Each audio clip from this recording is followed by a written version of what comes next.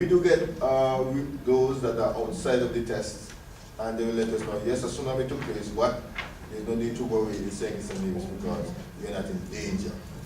So once it happens in distant locations, chances of getting a tsunami, we will be able to give the public sufficient information in order to go to the designated safe zone. But there are some persons, depending on their locations, all they have to do, they may just go. No, apart from that, depending on where you live, you may be so far from it, you say, you know something, a hill is just behind you in the middle there. Yeah. However, at the end of it, when the water would have receded, law enforcement and public works, everybody who do rescue work, we don't know have the opportunity to go. We now will have to go try to look at head counts to ensure that one, everybody are alive. If somebody is missing, we have to search and then might be able to give an identification of certain persons who are missing, so as to assist us in our losses and then maybe seek external assistance if we so desire. So I decided I would bring that to the fore so that who would let off this alarm? If a tsunami coming, the alarm, who would let off this alarm? How would you hear this alarm? We are working on a number of things. I'm going to say we mean NEMA and this is number one, the focal point. And one, we're hoping to have a text message sent out. And we're hoping to have that big alarm system, but that is in the works, right? That is in the works because it is one that we require a lot of, so we have to get that all that into. But we're working on it. And there are other warnings that we will have. For example, once we get that information, we're sure that the tsunami will be impacted. We'll have the emergency personnel go out, and we could have a few radio stations make that announcement. So in the absence of that nationwide alerting system, there are other things that we use. Sorry, I'm happy you asked the question. If you're sitting here now and you heard the ambulance siren, what's the first question you ask? I wonder what? Something happened. I wonder what happened, right? Good. But if you hear more than one siren constantly going, you know something is wrong. Yeah. And so in the absence of an early warning system, which we do not have as yet in place, that is what you should expect to hear. All emergency vehicles with a siren mechanism, whether government-owned or private-owned, such as West University or somebody that have a vehicle with a siren, all of them will be blared. Yeah. In the interim, we are working on the telecommunications providers, Flow and Digicel, to be able to assist us in what is referred to as mass text. And so we are going to draft a message at NEMA indicating that it is an alert. We want persons to do X, Y, Z, the time frame that we have to work with, and we are going to send it like wildfire. Okay. And many of us, we like to share things. Whether it is true or not, we just share it. And so this is one thing that, should be shared. Should be? No. I pray that system to the telecommunication companies is not verbal. No. But there is this kind of weird sound that your phone starts to make because there's a call coming as a different kind of story. There's for instance, before you go on, for instance, as earlier, we alluded to Japan, how many, as they got those things on the post, and they go up. We get into that. That's what I said, in the absence of an early warning system, because that is what it is.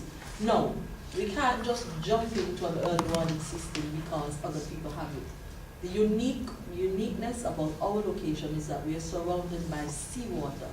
We have to be very mindful that the early warning system or the siren mechanism that we are going to put in place can withstand sea blasts, or else we are going to have to be replacing those every 6 months. We do not have that type of resource. In addition, we also have to do a study to show what type of early warning system best suit us in St. Kitts and Nevis, because there's a horn, there's a siren, there is a bell. And where will they be placed strategically so that wherever you are on the island, whether you're feeding your pig or you're on the ferry going Nevis, you will be able to hear it because it is a St. Kitts and Nevis early warning system. It's not only going to be incidents. You understand what I'm saying?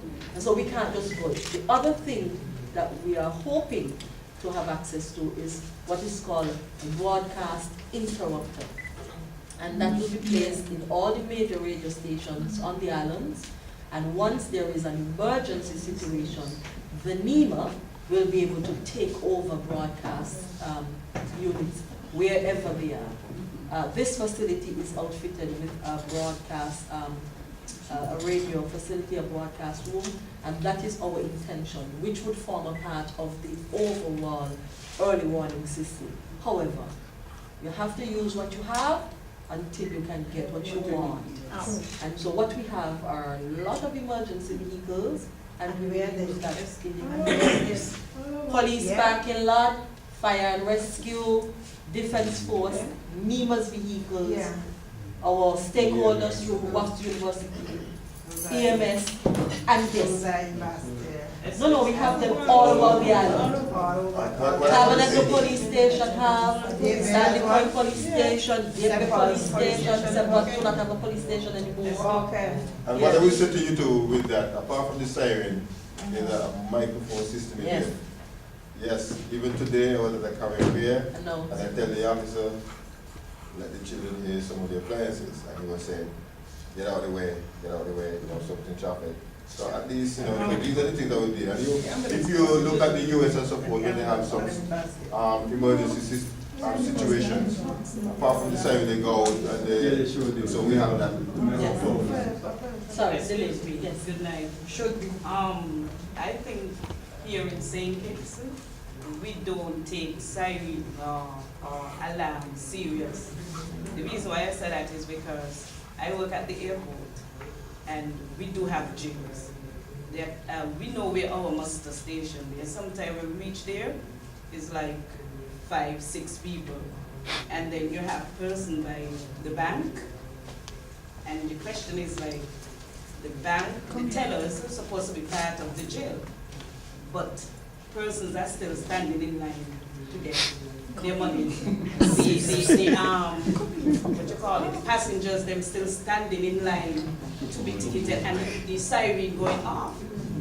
So I go like, if something happens seriously happen, what would happen here?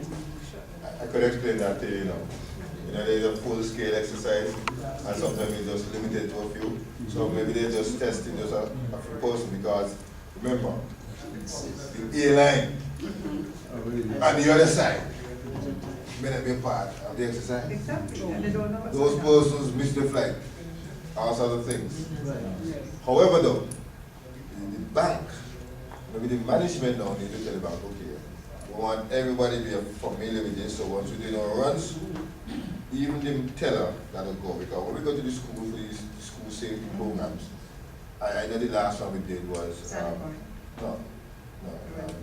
right in Boston, and yeah, Dr. William Cannon, and I saw some fellas coming with a gas tank here. I said, look, we're doing an exercise and you have to go with us. So you can't remain at the compound. I said, but I said, no. This drill means that everybody who's at the compound must respond. So the persons who are coordinating. I think it's a communication thing, because even at work, I work National Bank, and we have a fire drill ad hoc. Yeah. And like she says, people want to pick up their bags. They're not understanding you have to move. But let's get it further to home. The ambulance is coming down the street, all sirens blowing. And cars will move. Right. It's a reaction in saying that we need to somehow get a call. Soon and very soon they'll be ticketed. All sirens blowing, and the cars think they can outrun it. And however too, I also want us to be mindful to that, depending on this current situation with traffic, the ambulance will have to stay in traffic sirens blazing until up ahead with clear. So all these are things we have to work on. By that time, let's assume there's a road is here. Sometimes they may have to go down a one-way road. You know, sometimes because if up they block, you have to find a way to go wherever you're going. Especially fire truck, right? Especially fire truck, because guess what? Somebody property over there, you don't know who's trapped in the building. An ambulance, they may have the siren on, and they might just get the call said somebody fell down and broke their leg and they want the ambulance. So depending on what call they get, they might say, okay, we can compensate. But if you hear somebody just get a heart attack and so forth, well, you know, it's a different scenario. But at the end of the day though, the person should get out of the way and they will be ticketed. And what I would like to say to you, basically just bring that up, is that this is just part of the education drive. People understand that. Once they hear you speaking about these things, give credence. Before you leave, I'm going to give you a quick story. Someone send me a WhatsApp, right? WhatsApp. And the ambulance blazing. And a fella come in the car. Stop it. What did the ambulance? Well, I mean, you can't wait. But you have to keep back the people. So he reached where he going. Well, you know, the ambulance pull up behind him. Ambulance reach in the yard, right? Yeah. And he pull up behind the ambulance. Yeah. He only had him. The whole place. The whole place. So he tried to think he was, and he ended up dying. So it's just a lesson to say that whenever we hear these emergency vehicles, including the police, just stand aside. You don't know what they're going to do. Not to follow the whole thing, but we're looking at, because all of this would have started from an earthquake. Have we taken in mind that we might have had broken roads, the earth opening up, and things like that, and so a hole in the road might impede your movement getting from one place to the other. Yes, all of these things will be done because everything will be happening so fast, right? And the information will come in. And like I said, once the emergency personnel would have that opportunity to do that bit. Because remember, if it happens distant, you may have 2 or 3 hours to deal with it. But if it happens locally, yes. well, and you know that after that, based on what the researchers said, a tsunami may come. Everybody will just have to go. Yes. After that time now, once the water recedes, everybody should stay where they are except emergency personnel, police, defense force, fire, NEMA, public road, because we have to come clear the road and all these things, and then maybe once we go and find people who need medical attention, then we have to mobilize help. So it's just a whole thing, but at the end of the day, it is important that citizens understand their role in the whole scheme of things. So if you do not understand it, it makes it even more difficult. And that's why Japan, because they're in that zone, they have the drill. And for example, Israel, but Israel thing is different. They have terrorism. So whenever they hear the sirens go off, everybody gone in the bunker. Yeah. You see? So we don't have the bunker, but they know the drill because they do it every day. In schools they do it. And this way we would like us to go. As soon as we hear these things, there's no questions asked. Automatic. Move. Right? And in Israel, as soon as the siren go off, they don't even care if a rocket come from Palestine or whatever. Once that siren trigger off, everybody just bunker. Military and police, they start to look, and then afterwards, we give the